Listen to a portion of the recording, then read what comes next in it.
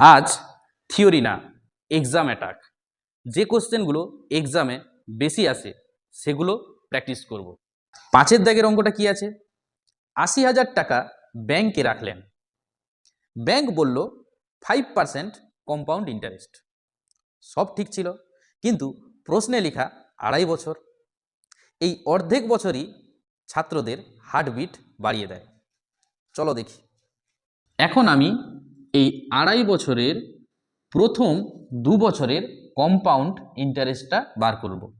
কারণ এনটা কি ছিল? বছর, ফ্র্যাকশানে ছিল না, স্বাভাবিক সংখ্যা ছিল। তাই এখানে 5-এর দাগে এখানে পি সমান কত দেওয়া আছে? 80,000 টাকা। আর সমান কত দেওয়া আছে? 5%। অতএব প্রথম 2 বছরে সমূল চক্রবৃদ্ধি কত হবে? এটা কিন্তু ইম্পর্টেন্ট অঙ্ক, মাধ্যমিকে প্রায় আসে। কি হবে? পি পি হচ্ছে এখানে 80,000 টাকা হোল ইন্টু 1 প্লাস আর হচ্ছে 5/100 whole to the power n. এনটা আমি কি নিয়েছি? 2 বছর, প্রথম 2 বছর। আর এই হাফ বছরটা পরে বার করব আমি। এবার এই 80,000 টাকা ইন্টু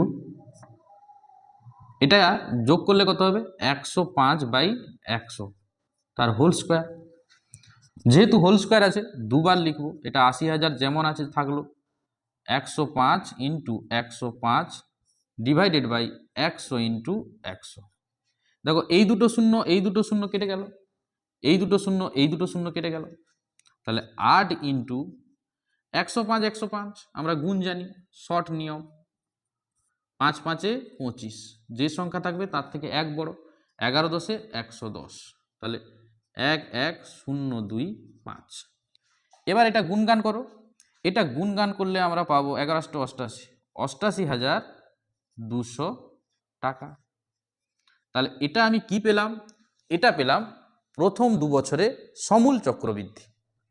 এবার আর বাকি আছে কি? এই 1-এর 2 বছর, হাফ বছর। তাহলে 1-এর 2 বছরে বা অর্ধেক বছরে সুদ কত হবে? একা কি আসল তখন, তাহলে এই আসল পি আর আর কত?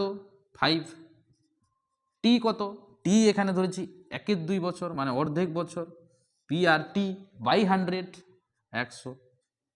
এই দুটো শূন্য কেটে গেল, এই 2 নিচে আছে, 2-এর সাথে এটা কাটবে, 2 4-এ 8 2 4-এ 8 2 1-এ 2। এবার গুণগান করো, 441-এর সাথে 5 গুণ করো, 5 4-এ 20 মানে 22,05 এত টাকা। এটা কি পেলাম? অর্ধেক বছরের সুদ। এটা কি পেলাম?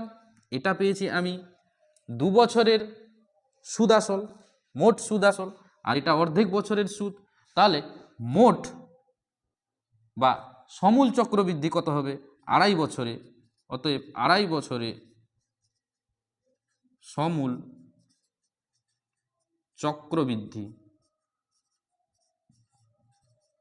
সমান, এই দুটো যোগ হয়ে যাবে, এটা আর এটা যোগ হয়ে যাবে। তাহলে এটা ছিল 88,200 প্লাস তার সাথে গুণ হয়ে যোগ হয়ে যাবে 2,205 টাকা সমান কত হবে? যোগ করলে 90,405 টাকা।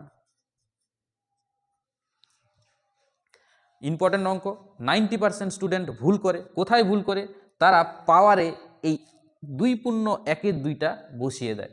রিমেম্বার ইট, এন ছিল স্বাভাবিক সংখ্যা, নট ফ্র্যাকশন। ব্যাংকে টাকা রেখে নিজেকে বোঝাচ্ছ সেভ আছে, ভালোই তো, কিন্তু সত্যিটা জানো? এভাবে চললে কোনোদিন কোটিপতি হতে পারবে না। টাকা বাড়ছে কিন্তু গতি ওয়াইফাই না, 2G থেকেও স্লো। তাই একদিন ঠিক করলে এবার একটু বেশি লাভ চাই, চলো মিউচুয়াল ফান্ডে ঢুকি। মিউচুয়াল ফান্ড কোম্পানি বলল বছরে 10% করে বাড়াবে। তুমি 3 বছর সময় দিলে, 3 বছর পর দেখলে তোমার 2648 টাকা লাভ হয়েছে। এবার প্রশ্ন হলো তুমি শুরুতে কত টাকা রেখেছিলে। চলো এবার অঙ্কে যাই। আসল সমান এক্স টাকা, এই টাকাটা আমি ধরে নিলাম, এটার মান আমাকে বার করতে হবে। অতএব 3 বছরে সমূল চক্রবৃদ্ধি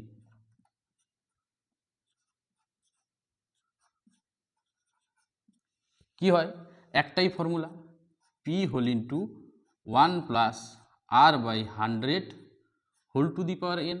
এই একটাই ফর্মুলা, এখানে জাস্ট মানগুলো বসাবো। পি তো ধরেছি এক্স ইন্টু 1 প্লাস আর কত দেওয়া আছে 10%, মানে 10 by 100 whole to the power N 3 দেওয়া আছে, 3 বসিয়ে দিলাম। এবার just simple calculation, X into এখানে দেখো এই শূন্য কেটে যাচ্ছে, তাহলে 1 প্লাস 1 বাই 10 এর whole cube equal to X into এটা ক্যালকুলেশান লসাগু করলে 10, 10-এর সাথে 1 যোগ করলে 11, 11 বাই 10 তার whole cube equal to X into এই 11কে 3 বার আমি গুণ করব। 11কে 3 বার গুণ করলে হবে 1 3 3 1, দেখবে গুণ করে। আর এই 10কে 3 বার গুণ করলে 1-এর পিছনে 3টে শূন্য, তাহলে কি পেলাম, আমি পেলাম 1 3 3 1 ইন্টু এক্স বাই 1-এর পিছনে 3টা শূন্য। এই টাকাটা কি 3 বছরে সমূল চক্রবৃদ্ধি, মানে মোট টাকা। এখান থেকে যদি আমি আসলটা বিয়োগ করে দিই তাহলে কি পাবো, সুদ পাবো। অতএব চক্রবৃদ্ধি সুদ কত হবে, এই চক্রবৃদ্ধি সুদ মানে এটা টোটাল টাকা থেকে আসল ধরেছি এক্স, এটা বিয়োগ করে দেবো, তাহলে 1 3 3 1 এক্স ডিভাইডেড বাই 1-এর পিছনে 3টা শূন্য মাইনাস আসলটা এক্স, এটা মানে আমি টাকা লিখলাম। এটা কি পেলাম, এটা পেলাম সুদ। এবার এটা জাস্ট আমি একটু ক্যালকুলেশন করে নেব, 1000 লসাগু, তাহলে উপরে যেমন আছে 1 3 3 1 ইন্টু এক্স মাইনাস এই 1000টা এর সঙ্গে গুণ হয়ে যাবে, তাহলে 1000 ইন্টু এক্স, এই টাকাটা পাচ্ছি। এবার এটা জাস্ট আমি বিয়োগ করব, এটা থেকে এটা বিয়োগ করলে কত হচ্ছে 331 ইন্টু এক্স ডিভাইডেড বাই 100 টাকা। এটা আমি তাহলে কি পেলাম, এই টাকাটা পেলাম চক্রবৃদ্ধি সুদ। প্রশ্নে কি দেওয়া আছে, প্রশ্নে দেওয়া আছে তোমার লাভ হবে 2648 টাকা। তাহলে এই টাকাটা এটা হচ্ছে 2648 টাকা শর্তানুসারে, তাহলে এইটা সমান 331 এক্স ডিভাইডেড বাই 1-এর পিছনে 3টা শূন্য ইকুয়াল টু হচ্ছে 2648। এবার এখান থেকে ক্যালকুলেশন করে আমি এক্সের মানটা বার করব, তাহলে এক্স সমান এটা যেমন আছে থাকলো 2648, এই 1000টা উপরে চলে যাবে, 1-এর পিছনে 3টে শূন্য ডিভাইডেড বাই এটা নিচে আসবে 331। এবার কাটাকাটি করব, তাহলে এটা দেখো 331 আসতে হচ্ছে 2648, তাহলে 8-এর সাথে 1000 গুণ করলে 8000, তাহলে আমি 8000 পেলাম। তার মানে শুরুতে তুমি এই 8000 টাকা রেখেছিলে, এটাই হচ্ছে কম্পাউন্ড পাওয়ার। তার মানে কি তুমি ঘুমাও, সময় কাজ করে, আর টাকা টাকা বানায়। এরপর আমরা নেক্সট ভিডিওতে নেক্সট অঙ্ক আলোচনা করব। Thank you.